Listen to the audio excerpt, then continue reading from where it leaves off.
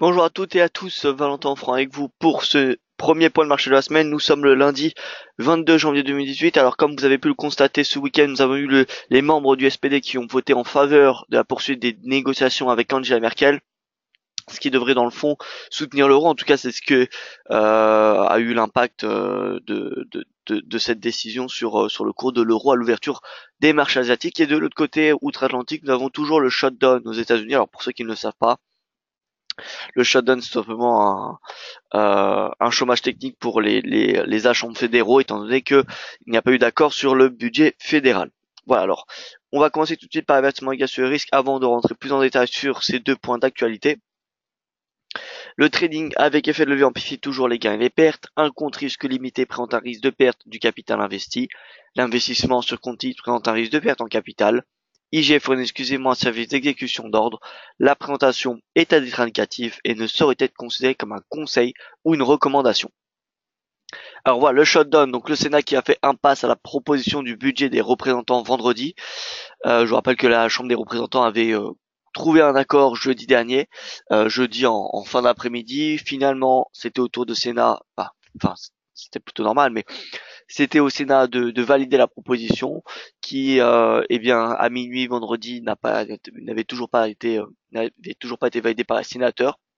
Et donc, concrètement, c'est un chômage technique pour plus de 850 000 fonctionnaires fédéraux.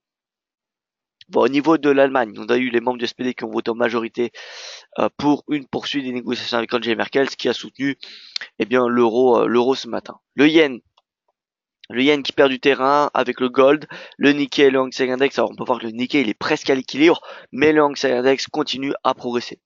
Voilà, donc on a légèrement de l'appétit pour risque ce matin. On passe sur la plateforme de trading. Alors bonjour à vous Frédéric, j'espère que vous allez bien. François que je salue également.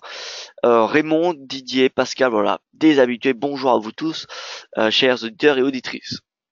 Donc comme je l'ai dit, l'euro, on le regarde en une heure. L'euro, vous voyez que ce matin on a eu un petit rebond, on a eu un gap haussier à l'ouverture des marchés asiatiques. Gap haussier jusqu'à cette résistance à 1,2266. On a eu ensuite une prise de bénéfice et depuis ce matin, vous pouvez voir que ça rebondit. Donc moi, je pense qu'on a un potentiel haussier ce matin sur l'euro jusqu'à cette résistance à 1,2266. Je pense que c'est un objectif en intraday qu'on peut avoir, étant donné qu'on n'a pas d'autres catalyseurs. Si on regarde le calendrier économique, c'est pour ça que je ne l'ai pas affiché, mais sur le calendrier économique, il n'y a aucune annonce aujourd'hui. Tout aura lieu demain, donc voilà. Enfin tout. On va vraiment commencer dans le vif du sujet demain, mais aujourd'hui ça va être une journée plutôt calme. On regarde le DXY en hebdomadaire. Alors qu'est-ce qu'il a fait le DXY comme hebdomadaire? Il a maintenu les 90 points. Il est maintenu 90 points, ce qui permet de garder le support viable.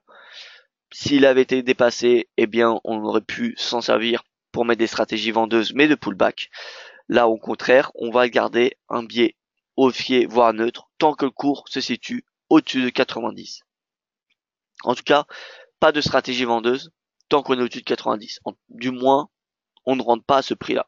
On peut rentrer en cas de repli, jusqu'à 91, voire même 91,50, ça serait des premiers niveaux de prix intéressants. Mais tant qu'on n'a pas ces rebonds jusqu'à ces niveaux de prix, je pense que c'est assez risqué de vendre sur un niveau de support. Donc voilà, en plus que le momentum est à plat, vous voyez qu'il est sur des niveaux très très bas.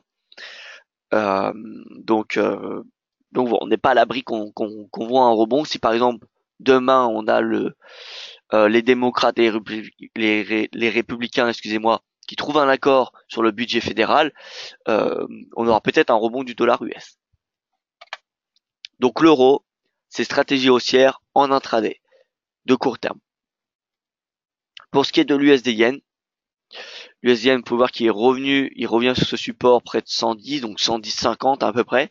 110,50, donc un fort niveau de support. Moi, ce que j'attends personnellement avant de rentrer à la vente, c'est les stratégies vendeuses qui m'intéressent sur l'USD Yen, étant donné que l'USD, je m'attends à plutôt une tendance baissière, et le Yen, plutôt à à une tendance haussière. D'ailleurs, on aura la BOJ qui va publier ses perspectives économiques dans la nuit de demain. et ces perspectives eh bien pourraient soutenir le yen ou au contraire l'affecter, pardon. Euh, Au niveau du consensus, les perspectives de la BOJ sont attendues en légère amélioration, ce qui devrait avoir un, un impact haussier sur le cours du yen. Donc face à des devises qui sont en ce moment en train de se déprécier, ça pourrait être intéressant. Voilà, donc l'USD yen, techniquement, je pense que les 110 se payent. Je pense que les 110 se payent, même si je suis baissé sur du moyen terme. Là, je parle sur du court terme, les 110 se payent, direction les 111, 40. On voit que c'est un niveau de résistance quand même intéressant. Donc voilà, je pense que ce type de scénario-là peut largement se mettre en place. Au niveau de l'USDK, toujours la même analyse, hein, c'est-à-dire on paye les 1,24, on prend des bénéfices autour des 1,2550. Voilà, c'est ni plus ni moins que cette stratégie.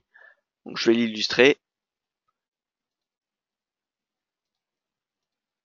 Voilà, donc 1,24, achat, et ici, voilà, c'est stratégie vendeuse.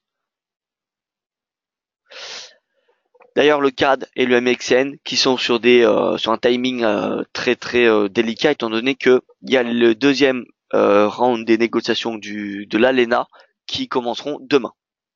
Donc le peso et le dollar CAD seront des devises qui seront fortement, qui devraient être assez volatiles quand même demain.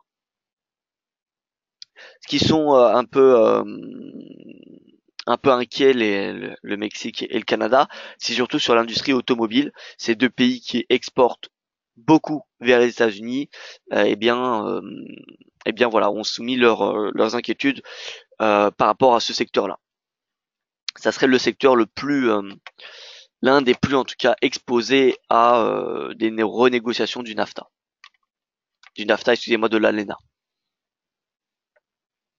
Didier qui me demande comment se portera l'euro face aux devises JPY, USD, CAD et les indices CAC DAX. Alors l'euro, CAC DAX, il n'y a pas d'impact. Enfin, c'est pas le CAC et le DAX qui vont driver l'euro. Donc ça, on oublie. Au niveau du yen, de l'USD, du CAD. Alors, comment se portera l'euro face au euro yen, euro USD, euro CAD? Je pense que c'est ça que vous voulez dire. L'euro CAD, je pense que ça va être une stratégie intéressante cette semaine. Néanmoins, sachez que si le CAD baisse au niveau des négociations, si par exemple le CAD et le peso mexicain se déprécient suite aux négociations, eh bien c'est le dollar qui se verra apprécié.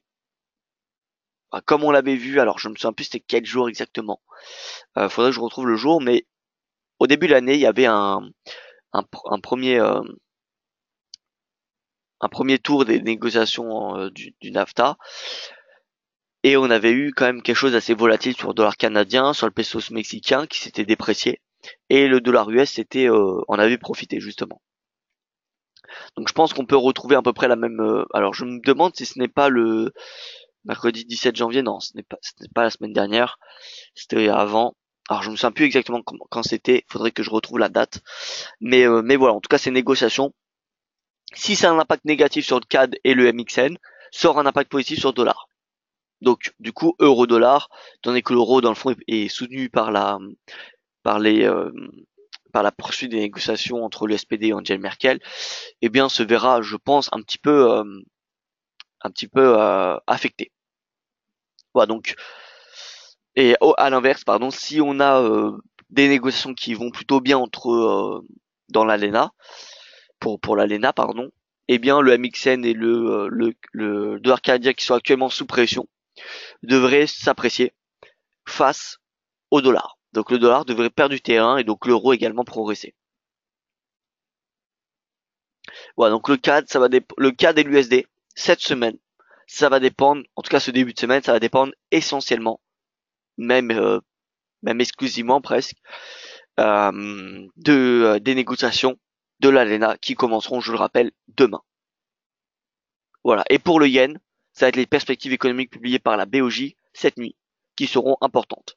Une hausse des perspectives, vous vous doutez bien, ça aura des impacts positifs sur le yen. Et donc l'euro devrait être sous pression.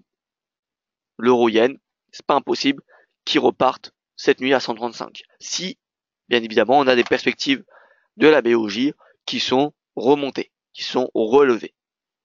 Maintenant, dans le cas où la BOJ fait un statu quo sur ses perspectives économiques, on aura un euro-yen qui sera légèrement haussier à l'image de ce qu'on a depuis maintenant plusieurs mois. Voilà, donc moi, premier semestre 2018, je le rappelle, pour l'euro-yen, plutôt un caractère haussier. Second semestre, plutôt un caractère baissier. Parce que je pense que le yen sera beaucoup pricé la deuxième moitié de cette année. Étant donné que la normalisation de la politique monétaire, la BOJ, devrait de plus en plus rentrer dans les têtes des investisseurs et ces investisseurs qui vont anticiper en achetant du yen.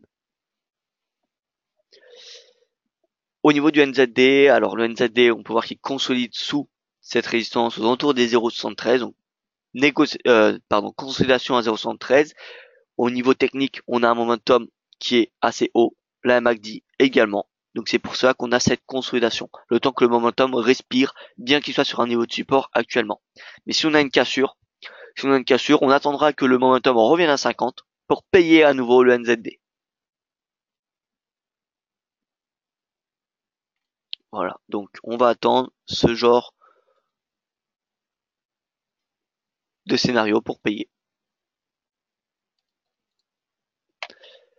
Et la UD, bah écoutez, qui superforme le dollar néo-zélandais et qui superforme le dollar et même le forex d'une manière un peu large. Hein, si on regarde l'euro AUD, l'euro AUD, il me semble qu'il est, vous voyez qu'il est baissier. Et pourtant, vous voyez que ça, notre objectif, eh bien,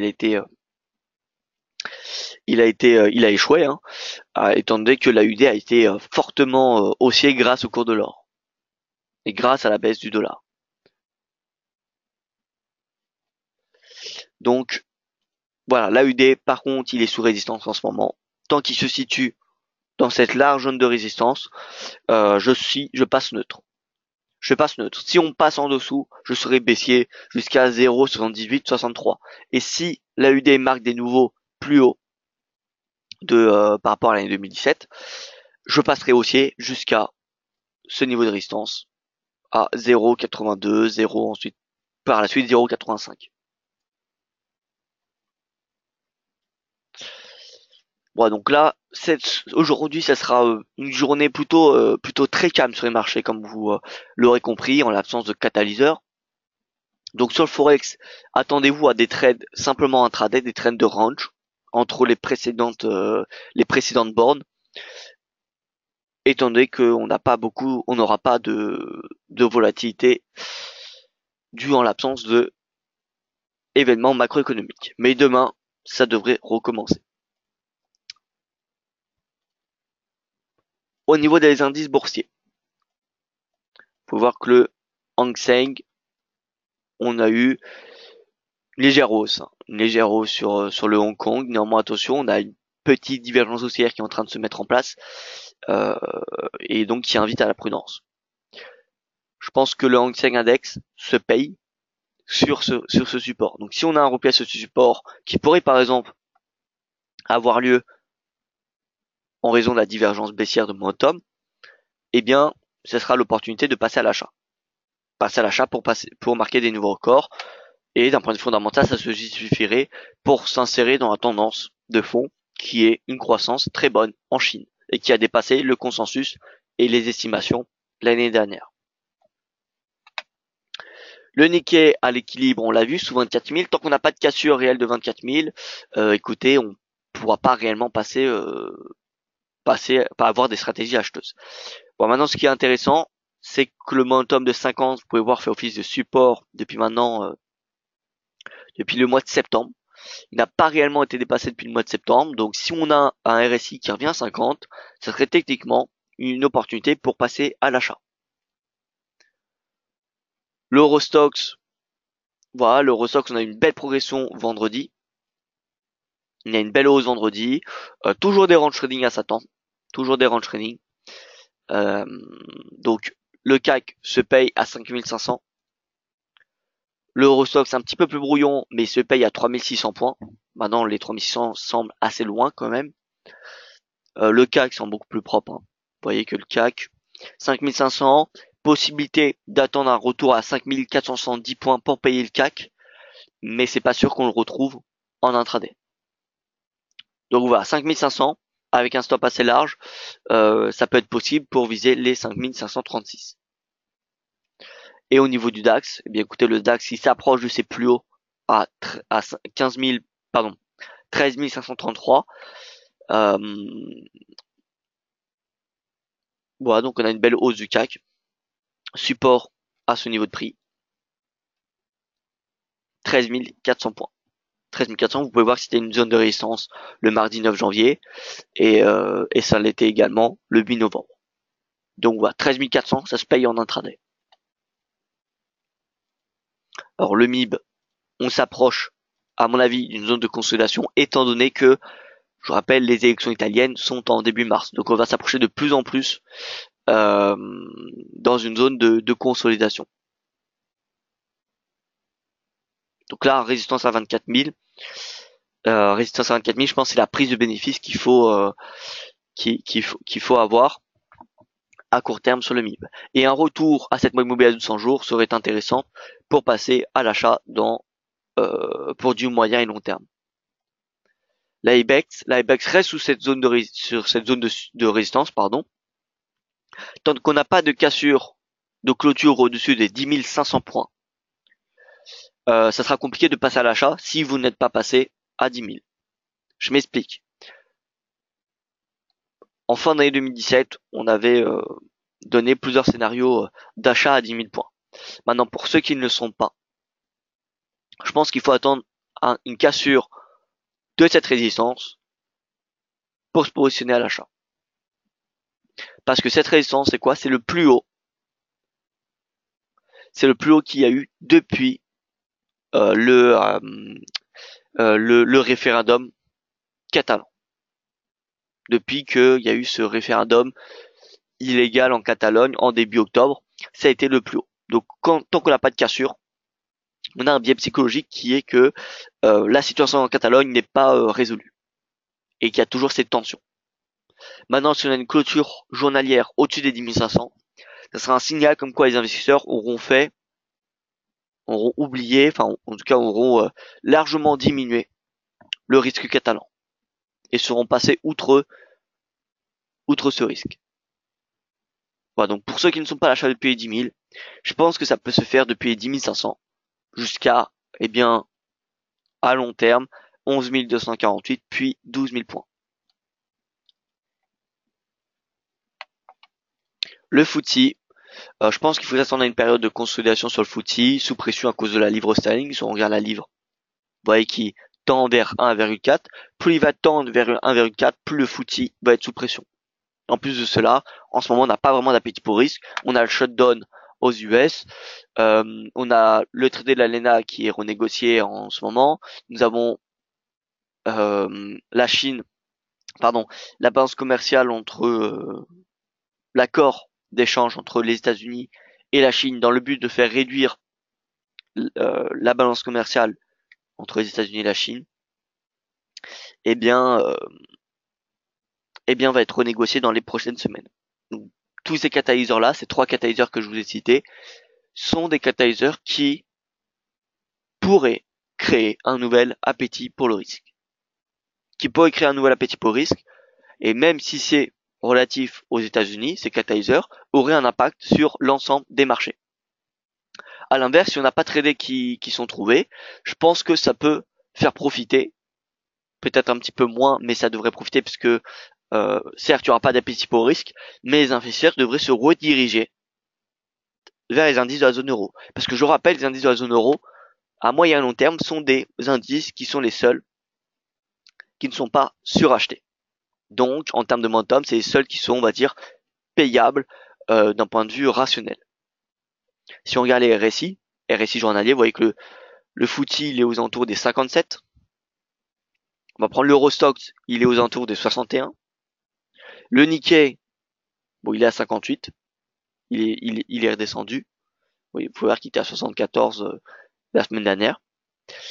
Par contre, Wall Street, 71. Donc il est toujours en surachat, pardon.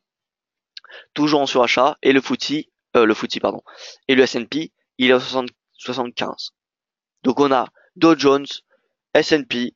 Je suis sûr que si on regarde le Nasdaq, c'est pareil, 74. Donc on a Wall Street qui est toujours suracheté. Donc si on a un reflux des institutionnels, ça se fera au bénéfice des indices asiatiques et surtout ceux de la zone euro. Parce qu'on peut voir que le Hang Seng, il est quand même à 74 points. Ce qui est quand même très important en termes de momentum.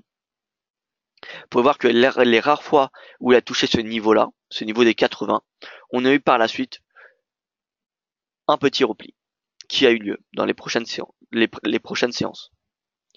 Regardez ici. Regardez ici. Voilà, donc là, c'est les deux dernières fois où on a eu le toucher des 80 sur le momentum. On a eu par la suite une petite baisse de l'ordre de 2-3%, me semble-t-il, par rapport au plus haut. Vous voyez, 3% ici. Si on prend le plus haut, plus bas du repli, on est à 3% pareil. Donc, voilà, dès lors qu'on aura fait le plus haut, donc je pense que c'est possible qu'on l'ait fait à 32 500 points. Un pullback de 3%, c'est un pullback sur ce support-là. C'est pour ça que ce niveau de support sur le Hang Seng Index pourrait être très intéressant. Et je pense qu'il faut viser la tendance haussière sur du long terme, étant donné que le Hang Seng Index est soutenu par la Banque populaire de Chine. La politique monétaire de la Banque populaire de Chine, la forte croissance en Chine également. Donc voilà, nombre de catalyseurs soutiennent le Hang Seng Index d'un point de vue fondamental. Donc le Hang Seng, le Nikkei c'est pareil, l'Eurostoxx, le CAC, le DAX sont des indices à s'intéresser particulièrement et qui pourraient surperformer Wall Street d'ici les prochaines semaines.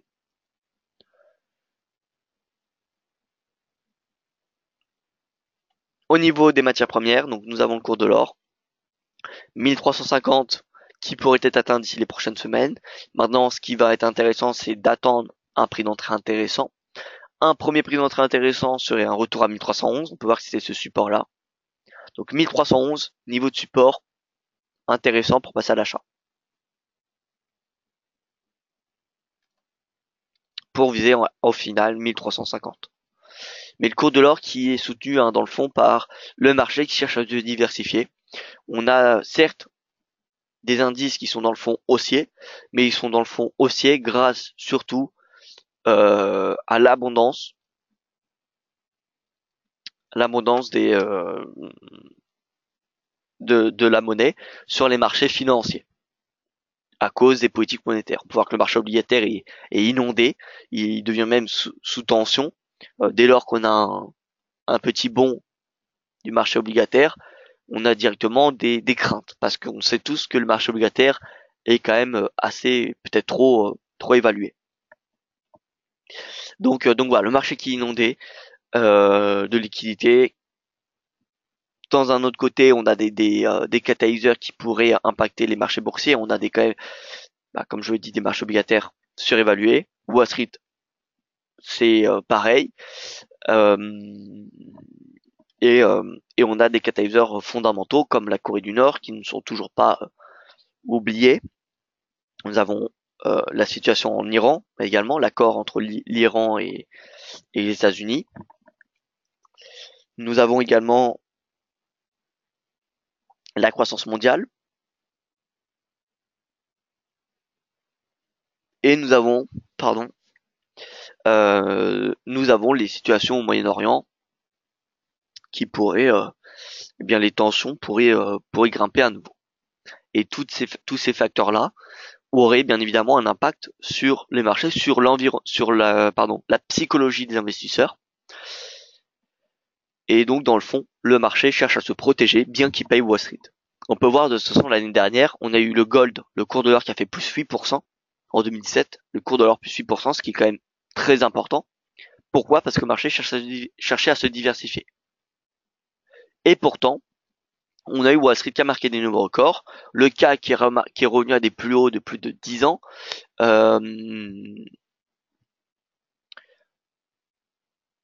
l'IBEX donc qui était sous pression à cause de la situation en Catalogne, mais qui avait connu un début d'année très très important, qui avait connu un plus 15% au premier semestre 2017. Même en fait c'était 4 premiers mois de 2017. Donc voilà, on avait beaucoup d'appétit pour le risque l'année dernière, et pourtant le cours de l'or a pris 8%. Donc c'est pas parce qu'on a des marchés actions haussiers que le cours de l'or va être baissier. Ce n'est pas incompatible. Il faut voir le cours de l'or plus comme une valeur de diversification plutôt qu'une valeur refuge. Le Bitcoin, me demande François. Alors le Bitcoin, on va y passer juste après les matières premières, donc juste après le brut et le Brent. Le Brent qui consolide sous 70 dollars. Alors, hop. Voilà, consolidation du Brent sous 70 dollars. Étant donné qu'on avait un excès de momentum, on était sous ce psychologique, donc c'était le scénario, vraiment le scénario avec une forte conviction ces dernières séances. Donc consolidation, on a un support à 78 dollars. Vous pouvez voir qui tient quand même. Donc support 68, il peut se payer sur du court terme en direction des 70. Maintenant, s'il est cassé, je pense que on peut s'attendre à un repli jusqu'à la moyenne mobile à 50 jours.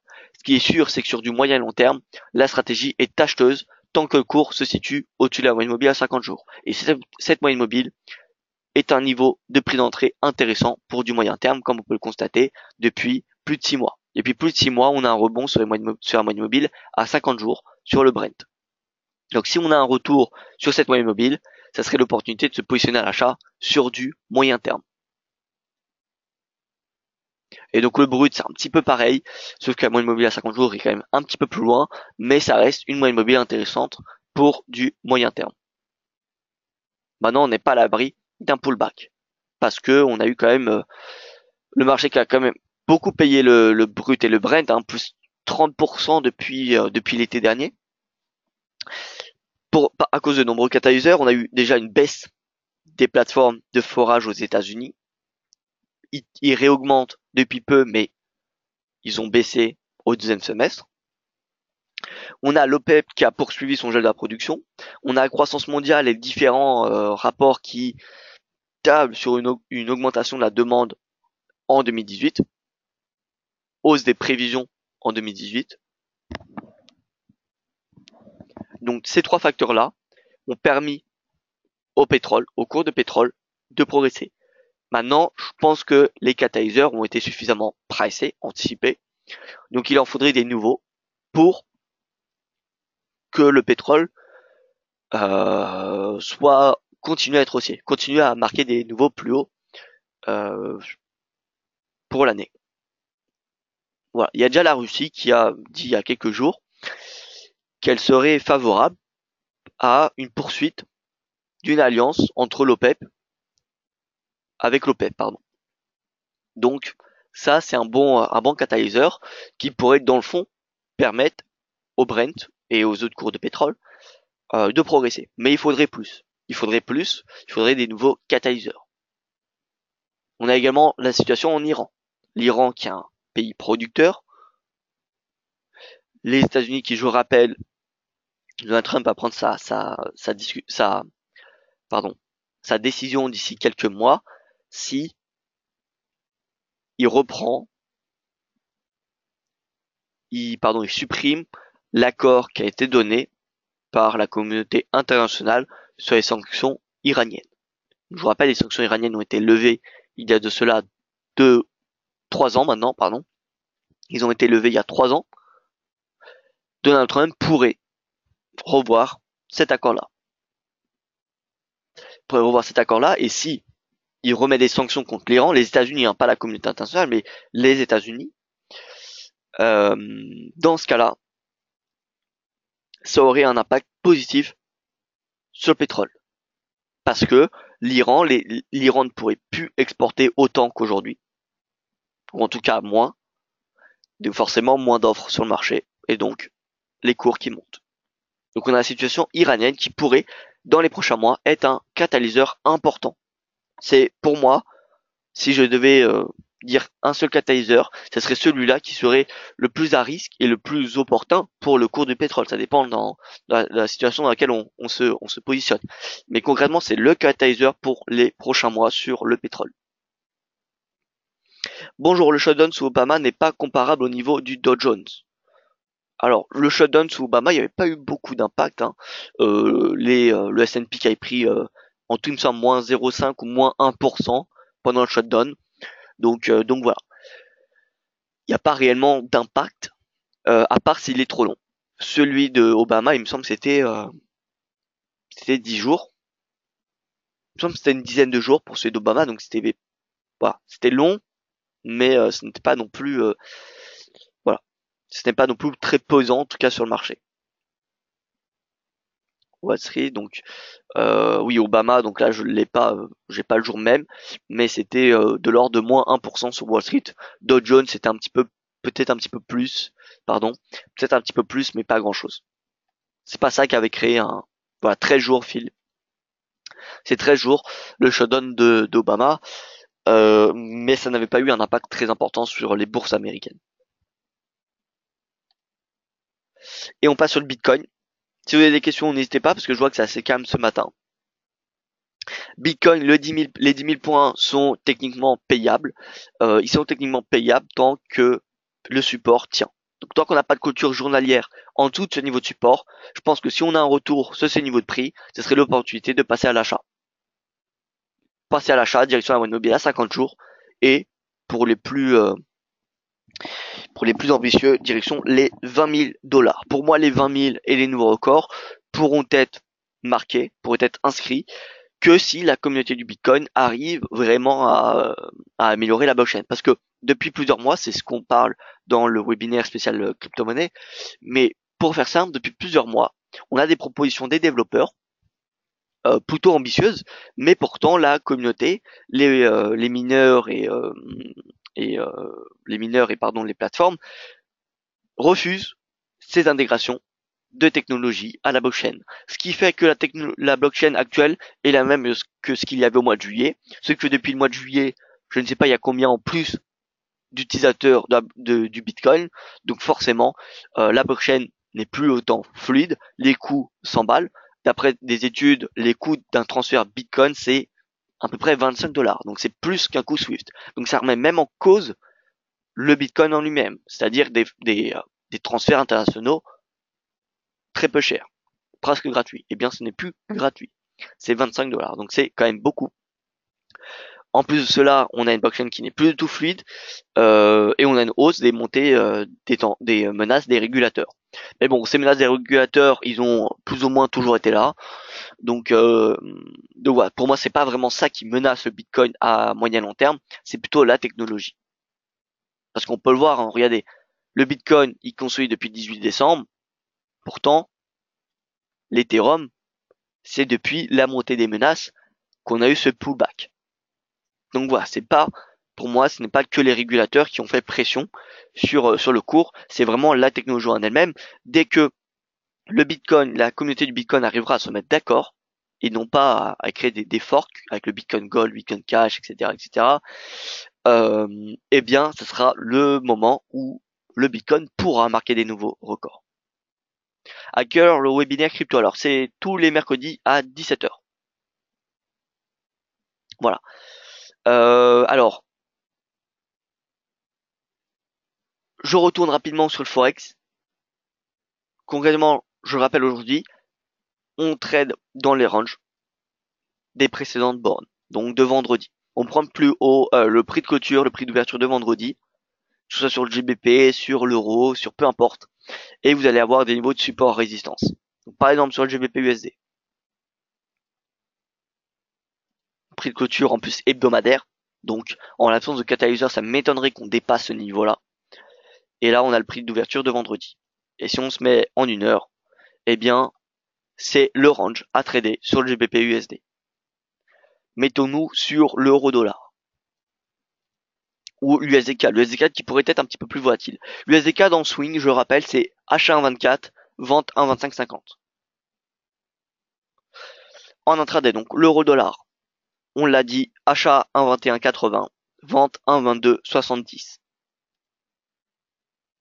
Pour l'Allemagne, la crise politique n'est plus d'actualité vu la coalition où il peut y avoir encore des divergences sur les avancées politiques comme parfois aux États-Unis. Alors oui, Philippe, ce qui a été voté dimanche, c'est simplement que le SPD, les membres du SPD, ont voté en faveur des poursuites des négociations avec Angela Merkel. Ça ne veut pas dire qu'on aura un accord final conclu, parce qu'on a eu un accord de principe vendredi la semaine dernière, mais on n'a pas eu d'accord final.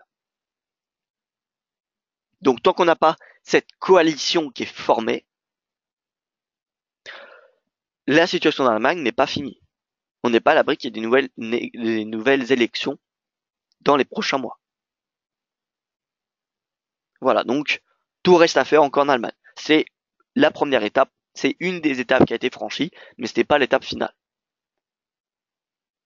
En tout cas, si le SPD arrive à convaincre le parti CDU, CDP d'Angela Merkel à faire avancer l'Europe, parce que le projet européen, celui qui a peut-être le projet européen le plus ambitieux, c'est bien celui du SPD.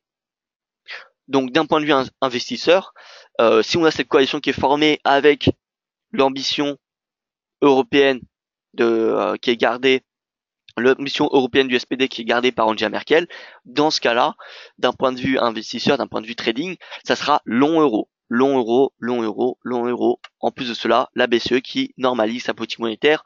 Voilà, ça sera vraiment, on dépassera probablement les 1,25. Voilà, maintenant encore tout reste à faire en Allemagne.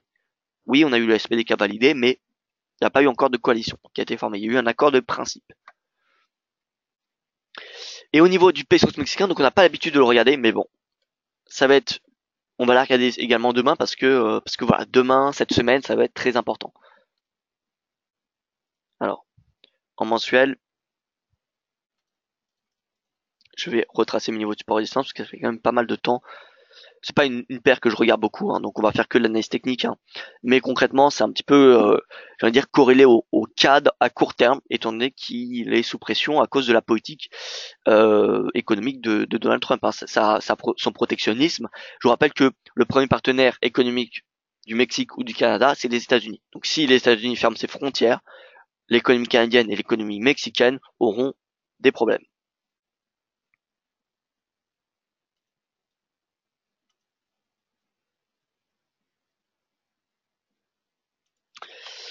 Hop, annuel. Alors là, on va mettre le niveau de clôture de l'année dernière.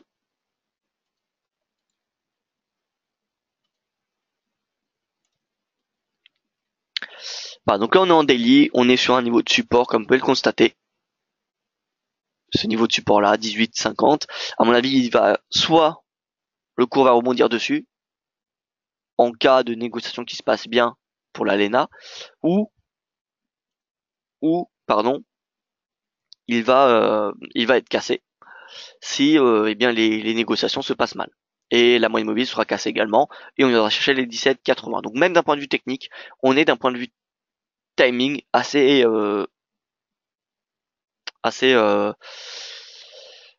important, parce qu'il est sur un niveau de support.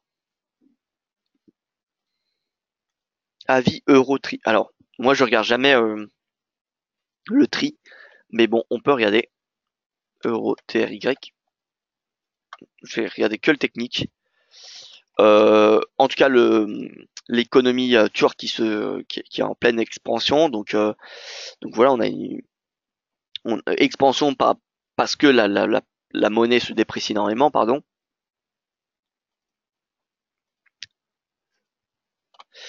En mensuel, donc on a, bon, vous pouvez voir qu'en mensuel, c'est quand même une tendance haussière, hein, donc difficile de se positionner à la vente. Hein. Compliqué de se positionner à la vente. Ah, donc privilégier déjà les positions acheteuses.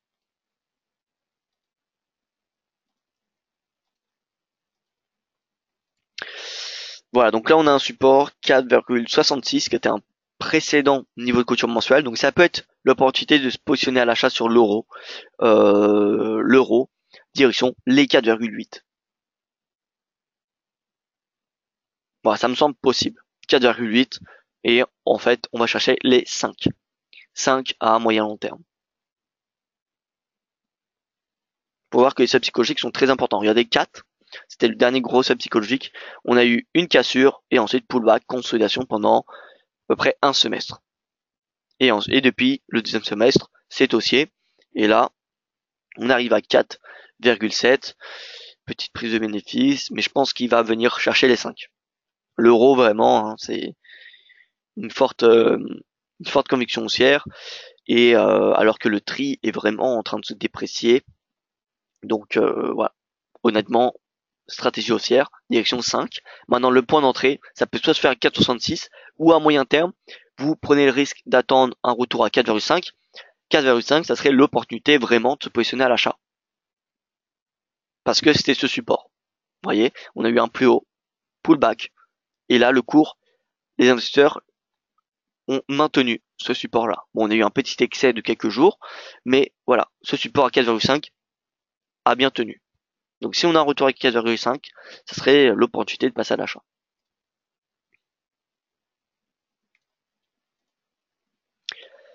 Donc voilà, peu de mouvement ce matin, donc même sur les paires croisées, honnêtement, il n'y a pas vraiment de scénario de trade à avoir. Hein. Enfin, ce matin, je dis bien. Donc à moyen terme, les conditions restent les mêmes. Hein. Cadienne, on est plutôt baissier, direction à moyenne mobile à 200 jours. On va avoir également l'USD Yen. L'USD Yen, à moyen terme, je pense que c'est deux résistances à 112, 68 et 114. Alors l'idéal sera un retour à 114. Si un retour à 114, honnêtement, ce sera l'opportunité de passer à l'achat sur du long terme. Mais bon, sur du court terme, ce matin, on n'a pas vraiment de tendance sur le Forex, que ce soit les paires asiatiques ou que ce soit les devises européennes. Ce matin, on peut voir que le GBP est à l'équilibre, l'euro est à l'équilibre, l'AUD est à l'équilibre face au dollar, le NZD également, l'USD. Voilà, on n'a pas réellement de mouvement. Donc voilà, écoutez, ça va être une journée plutôt calme. Je pense que va falloir plutôt regarder du côté des matières premières, avec le Brent un achat autour des Brent un achat autour des 68. Peut-on voir tendance DAX intraday de la part de Catherine? Alors oui, bonjour à vous Catherine. On va terminer d'ailleurs sur ce point-là. Donc le DAX, on peut voir qu'il y a une petite baisse ce matin. Petite baisse ce matin. À court terme, je pense que les 10 400 peuvent se payer. 10 400, pourquoi? Parce que, regardez en journalier, 10 400 c'était ce niveau-là. C'était ce plus haut du mois de janvier. Donc 10 400 ça se paye. Direction les 10 500 points. 10 500 qui correspond presque au plus haut du DAX. En tout cas, c'est le plus haut de prix de clôture. C'est pas le plus haut en termes de points, mais c'est le plus haut de prix de clôture journalier. Donc, achat 10 400, prise de bénéfice à 10 500 sur du court terme. À moyen terme, un retour à 10 300 serait intéressant. Voilà, tout simplement, pour répondre à votre question, Catherine. Sinon, je vois qu'il n'y a plus de questions. Honnêtement, ce qui est plutôt normal parce qu'il n'y a pas beaucoup de mouvements sur le marché. Donc j'espère que demain on aura quelque chose de plus intéressant. Le yen normalement devrait être beaucoup plus volatile étant donné que les perspectives économiques de la BOJ seront publiées. Aujourd'hui, pas d'annonce macroéconomique, enfin pas d'annonce majeure, pas d'annonce importante, donc on devrait avoir plutôt un marché calme. Donc plutôt envisager plutôt que sur le forex, hein, on reste entre les bornes de vendredi, c'est-à-dire entre l'ouverture et la fermeture de vendredi. Donc le prix d'ouverture, prix de fermeture comme support résistance. Elles sont tradables sur les paires majeures. Voilà, écoutez, merci à vous pour votre attention. Je vous souhaite une excellente journée. Je vous donne rendez-vous demain, même heure, pour le prochain webinaire. Et n'hésitez pas à me contacter sur les réseaux sociaux, je reste disponible. Donc voilà. Excellente journée à vous et à demain.